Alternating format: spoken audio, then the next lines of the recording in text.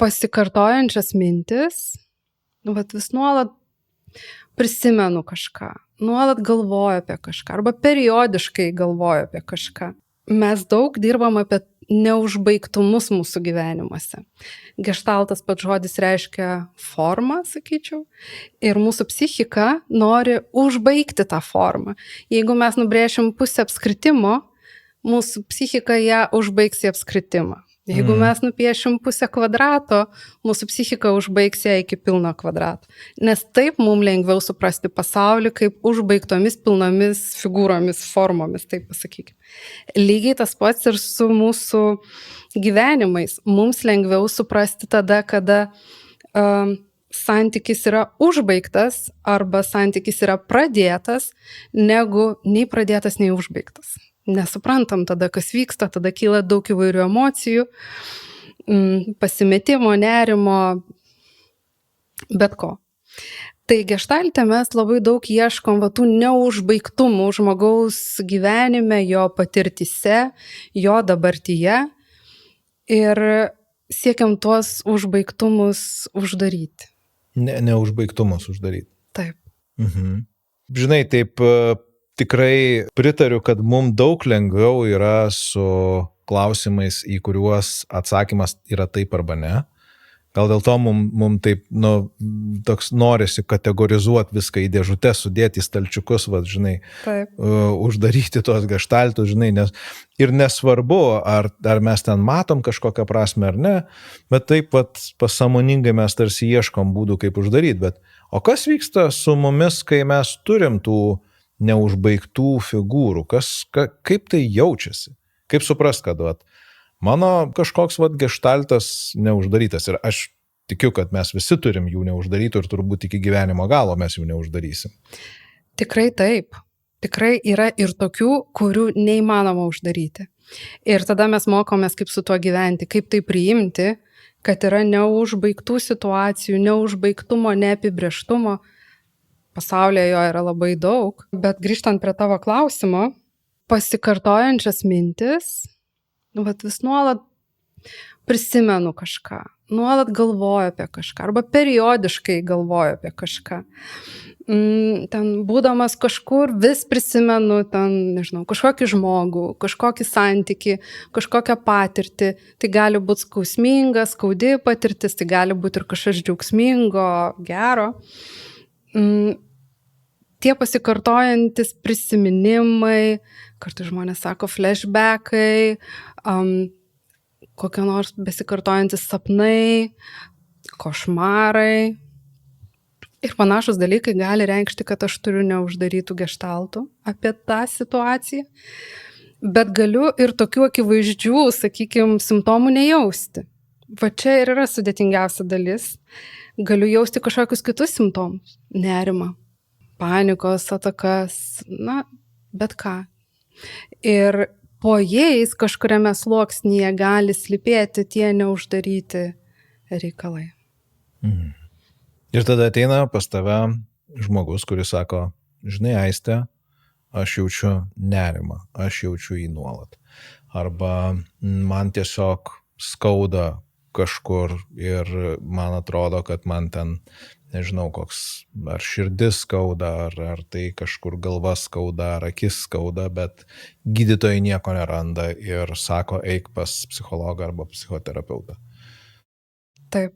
Ir mes tada tyrinėjam kartu, tai kaip ten skauda, kur ten skauda, iš kur tu žinai, kad tau skauda, iš kur tu, kaip jauti tą nerimą, kaip jis pasireiškia. Ir tyrinėjam paviršių, tada giliau, papasako, kaip anksčiau gyvenai, kas anksčiau tavo gyvenime buvo, kada tu nejautei tų simptomų, ar ne? Kažkokiu būdu ateinam, taip bekalbant, kartais visai atsitiktinai, kartais ir nereikia kalbėti,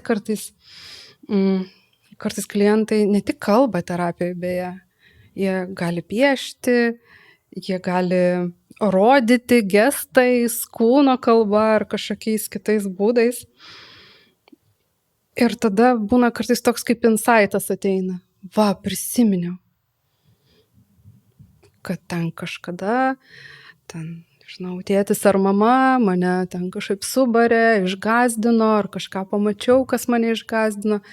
Ir tai dabartyje aktualizuojasi kaip, pavyzdžiui, nerimas ar kažkoks skausmas.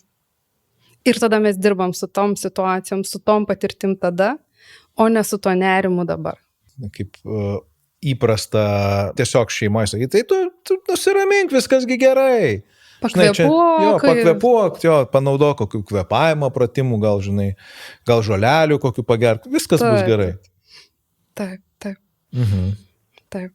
Kartais ir to reikia, jeigu labai didelis tas nerimas, kur žmogus negali išbūti, ten panikos priepuoliai ypatingai žmonėms būna sudėtinga išbūti, tai kartais gali reikėti ir pakvėpuoti, ar kažkaip, kad galėtų žmogus ateiti iki terapijos, būti pokalbyje, prisiliesti prie tų kažkokių skaudžių patirčių, ar ne.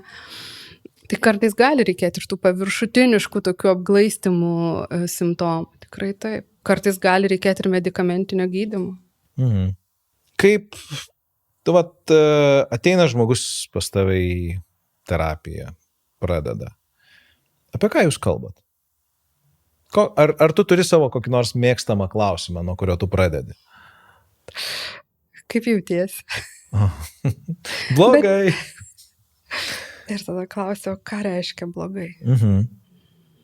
Papasakok tavo blogai.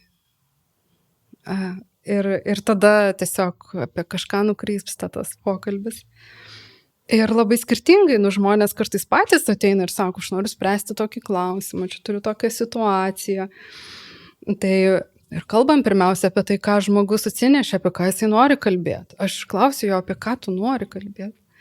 Aišku, būna žmonių, kurie ateina pasimetę ir nežino, čia iš vis kas čia bus, ko čia griebtis, įsitempę, išsigandę. Tai